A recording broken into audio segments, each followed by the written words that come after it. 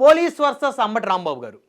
అంటే ఈ వివాదం నిన్నటి నుంచి కూడా ఆంధ్రప్రదేశ్లో చిలికి చిలికి గాలివానగా మారింది. ఒక మాజీ మంత్రి, ఒక ప్రజాప్రతినిధి, రాష్ట్ర స్థాయిలో గుర్తింపు ఉన్నటువంటి ఒక నాయకుడు అంబటి రాంబాబు గారు. అదేవిధంగా అటు side Pattabhipuram police station, Guntur దగ్గర ఉన్నటువంటి గుంటూరులోని పట్టాపురం పోలీస్ స్టేషన్ సిఐ గారు, వీళ్ళిద్దరి మధ్య జరిగినటువంటి వివాదం చిలికి చిలికి గాలివానైంది. చివరికి అంబటి రాంబాబు గారి మీద అది కేసు నమోదు చేసేంత వరకు వచ్చింది.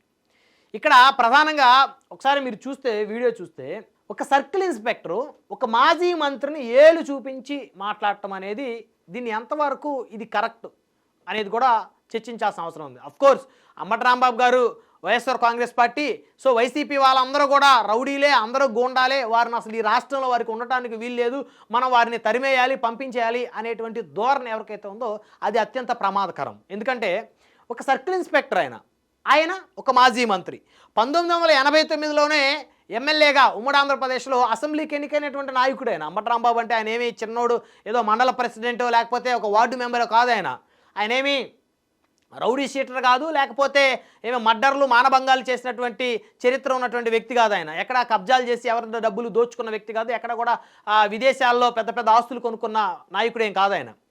ఏదో ఆయన మీద 1-2 ఆరోపణలు ఉన్నటువంటి మాట వాస్తవం. గతంలో అంత మాత్రాన ఆయన్ని పూర్తిగా పోలీసులకి ఆయనకి జరిగిన వివాదంలో అంబటి గారిదే తప్పు అని చెప్పేసి ఎవరైనా మాట్లాడితే అది నిజంగా అంటే ఒంటెద్దు పోకడవుతుంది అనమాట. అంటే కంప్లీట్గా మనం ఒక వ్యక్తిని అంటే ఒక పార్టీని వ్యతిరేకిస్తున్నాం కాబట్టి, జగన్మోహన్ రెడ్డి గారిని వ్యతిరేకిస్తున్నాం కాబట్టి ఇక ఆయన పార్టీలో ఉన్న ప్రతి ఒక్కరూ కూడా దుర్మార్గులే అని చెప్పేసి ఆలోచించే వారి యొక్క ఆలోచన ఏదైతే ఉందో అది 100% తప్పు.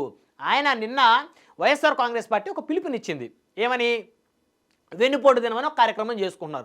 అఫ్కోర్స్ ప్రజాస్వామ్యంలో ఎవరైనా చేసుకోవచ్చు. సో కూటమి పార్టీలు మరొక పిలుపునిచ్చాయి. పేడా విరగడ ఏడాది, జగన్మోహన్ రెడ్డి గారి పరిపాలన పోయి ఆయన ముఖ్యమంత్రిగా దిగిపోవటం వల్ల ఈ రాష్ట్రానికి పేడా విరగడైపోయింది. సో ఆ పేడా విరగడైపోయి ఏడాది అని చెప్పేసి వాళ్ళ కార్యక్రమం వాళ్ళు చేసుకున్నారు.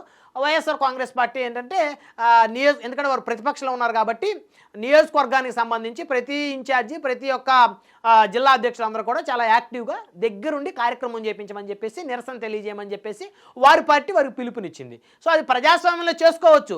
40% వారికి ఓట్ బ్యాంక్ ఉంది. అఫ్కోర్స్ 38.5% ఓట్ బ్యాంక్ ఉంది వారికి. ఇంకా వాళ్ళు రోడ్డు మీదకి రాకూడదు, వాళ్ళు అసలు ఈ సమాజంలో బతకడానికి వీల్లేదు, వాళ్ళు ఊరు వదిలిపెట్టి వెళ్ళిపోవాలా అనేటువంటి ధోరణి అది తప్పు, అది ప్రమాదకరమైనటువంటి ధోరణి. గతంలో కూడా పోలీసులు ఇదే విధంగా నారా లోకేష్ గారిని అడ్డుకున్నారు.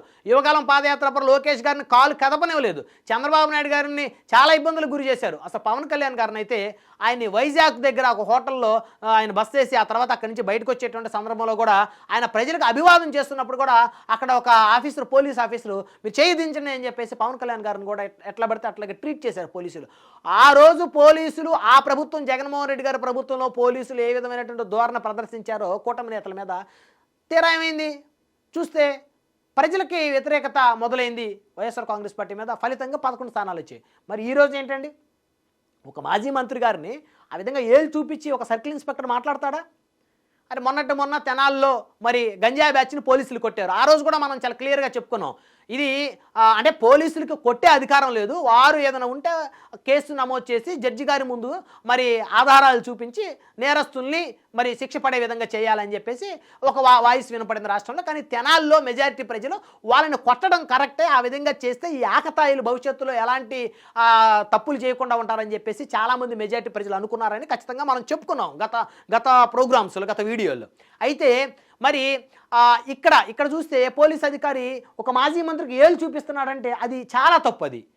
అదే ఒక అధికార పార్టీ ఎమ్మెల్యే, ఒక జనసేన ఎమ్మెల్యేకో, టీడీపీ ఎమ్మెల్యేకో ఈ సిఐ గారు ఏళ్ళు చూపించే అంత ధైర్యం అనుకుంటుందా? చూపిస్తే ఆయన ఉంచుతారా ఉద్యోగంలో? సో ఈ ధోరణి మానుకోవాలి. అసలు అంబటి రాంబాబు గారు ఏం చేశారు ఇక్కడ? ఆయన నిజంగా కనుక పొరపాటు చేస్తే, ఆయన ఏదన్నా చట్టానికి విరుద్ధంగా గనక ఆయన ప్రవర్తించినా, శాంతి భద్రతలు విఘాతం కలిగించే విధంగా ఆయన ఏదన్నా ప్రవర్తిస్తే ఖచ్చితంగా ఆయన మీద ఎఫ్ఐఆర్ నమోదు చేయాలి. నమోదు చేసి ఆయన్ని చట్టం ముందు దోషిగా ప్రూవ్ చేయాల్సిన బాధ్యత పోలీస్ అధికారులకు ఉంది. అంతేగాని పోలీస్ అధికారులు ఇక్కడేమి ప్రభుత్వానికి, కూటమి ప్రభుత్వానికి ఒత్తాసు పలుకుతూ ఒక మాజీ మంత్రిని ఆ విధంగా మాట్లాడటం కరెక్ట్ కాదనే అభిప్రాయం రాష్ట్ర వ్యాప్తంగా ప్రజల్లోకి వెళ్ళింది. నిన్న మొన్నటిదాకా అంబటి రాంబాబు గారిని అందరూ కూడా పెద్దగా ఎవరు పట్టించుకోవాలి, అందరూ లైట్ తీసుకున్నారు. ఈయన జగన్మోహన్ రెడ్డి గారు ఏది చెప్తే అనేది మాట్లాడతారు, ఈయనకంటూ ప్రత్యేకమైనటువంటి ఒక అజెండా ఏం లేదు, ఈయన ఏదో పదవుల కోసం మాట్లాడతారు అనేటువంటి ఒక అభిప్రాయం కొంతమందిలో ఉంది. పవన్ కళ్యాణ్ గారి అభిమానుల్లో, లేకపోతే అంబటి రాంబాబు గారు ఆయన సామాజిక వర్గానికి చెందిన కొంతమంది యువతలో ఉంది. కానీ నిన్న అక్కడేమో పోలీస్ అధికారేమో ఆయన ఇష్టానుసారంగా మాట్లాడుతున్నారు. అఫ్కోర్స్ అంబటి రాంబాబు గారు అసలు తప్పే మాట్లాడలేదంటే మాట్లాడారు, ఆయన కూడా మాట్లాడారు. ఏంటి బొంగ నువ్వు చూసేదని ఒక సిఐ గారిని అనటం ఖచ్చితంగా తప్పు. అయితే గతంలో చాలామంది తెలుగుదేశం వారు, వైఎస్ఆర్ కాంగ్రెస్ పార్టీ వారు పోలీస్ అధికారులు ఇష్టానుసారంగా బూతులు మాట్లాడారు. అసలు చెప్పలేని భాష, వినలేని భాష మాట్లాడారు.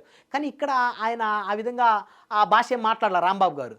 సో ఆయన మాట్లాడిన ఆ మాటలు తప్పే, దాన్ని అయితే ఖచ్చితంగా ఎవరు సమర్థించాం. కానీ ఒక మాజీ మంత్రిని ఆ విధంగా రెచ్చగొట్టి ఆయన్ని అడ్డుకొని ఆయనకి ఏళ్ళు చూపించి మాట్లాడినప్పుడు ఖచ్చితంగా వారి అహం దెబ్బతింటుంది. ఎందుకంటే లోకేష్ గారిని కేవలం మీరు ఆగండి సార్, మీరు వెళ్ళొద్దు, మీరు నడవటానికి లేదు, ఇక్కడ పర్మిషన్ లేదని ఏదో మాట్లాడిన సందర్భంలో లోకేష్ గారు కూడా రెచ్చిపోయారు ఆ రోజు పోలీసుల మీద. పవన్ కళ్యాణ్ గారు కూడా అంటే అఫ్కోర్స్ ఆయన పోలీస్ అధికారులను ఎక్కడ కూడా ఇప్పుడు కూడా అగౌరవంగా ఇప్పటి వరకు మాట్లాడలేదు. ఎందుకంటే వారి నాన్నగారు కూడా ఎక్సైజ్ డిపార్ట్మెంట్లో పనిచేశారు కాబట్టి ఆయనకు డిపార్ట్మెంట్ మీద గౌరవం ఉంది.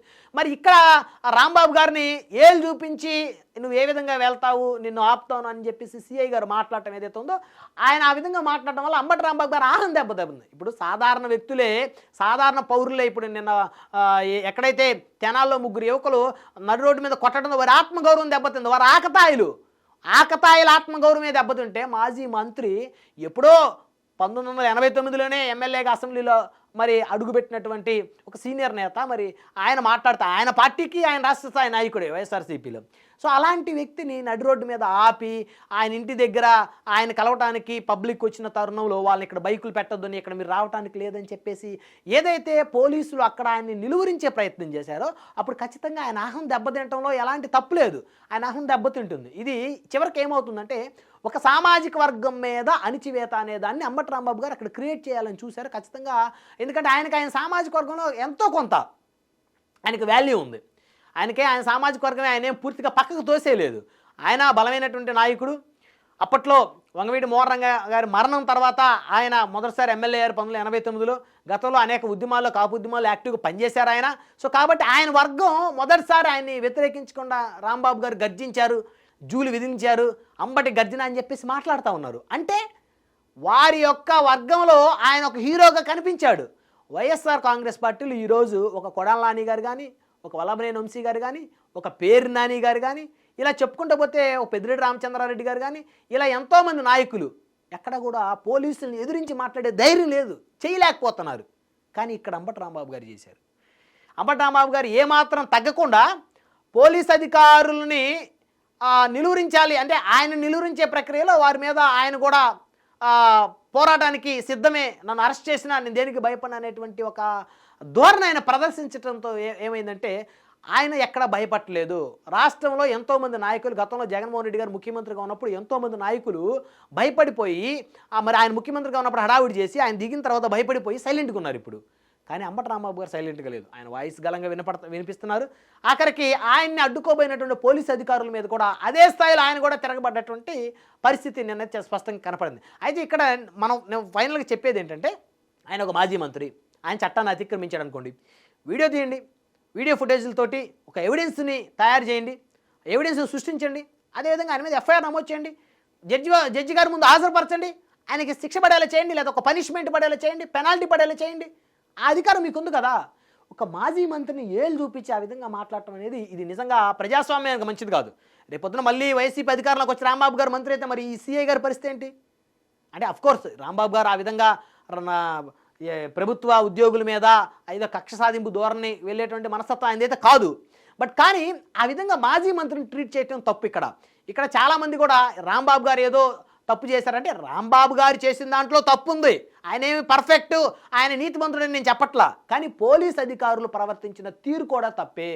గత ప్రభుత్వంలో పోలీసులు ఏ విధంగా ప్రవర్తిస్తున్నారో ఈ ప్రభుత్వంలోగా అదే విధంగా ప్రవర్తించటం మొదలైంది పోలీసులు. సో ఇది ఈ ప్రభుత్వానికి మాయన మచ్చగా ఏర్పడుతుంది.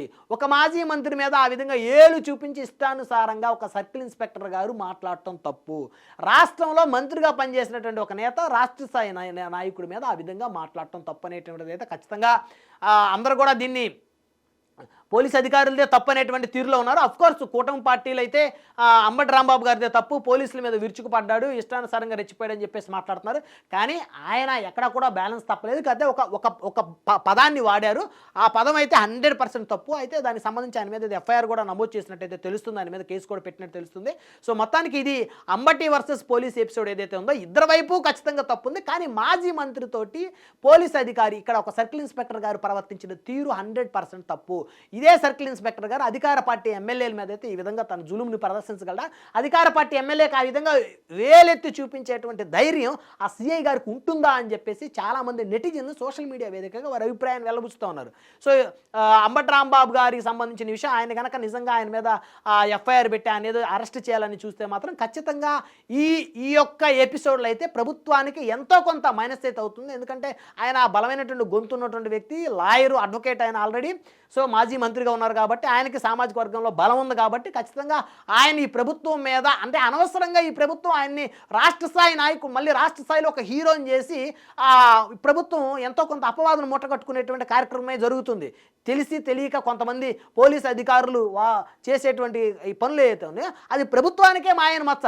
ఇప్పుడు ఆయన అరెస్ట్ చేసి లోపలేస్తే ఆయన భయపడే వ్యక్తి కదా, ఆయన మళ్ళీ తిరగబడతాడు. రాష్ట్ర వ్యాప్తంగా ఆయన పాదయాత్ర మొదలు పెడతాడు. రాష్ట్ర వ్యాప్తంగా ఆయన దగ్గర ఓపిక ఉంది, ఆ పరిస్థితి ఆయన దగ్గర ఉంది కాబట్టి అనవసరంగా ఏదో సైలెంట్గా తన పని తాను చేసుకున్నటువంటి రాంబాబు గారు లాంటి నాయకుల్ని గెలిగితే ఖచ్చితంగా వాళ్ళని మళ్ళీ రాష్ట్ర స్థాయిలో ఒక హీరోలను చేసేటువంటి కార్యక్రమం అయితే చేస్తున్నట్లనే ఖచ్చితంగా చెప్పుకోవచ్చు.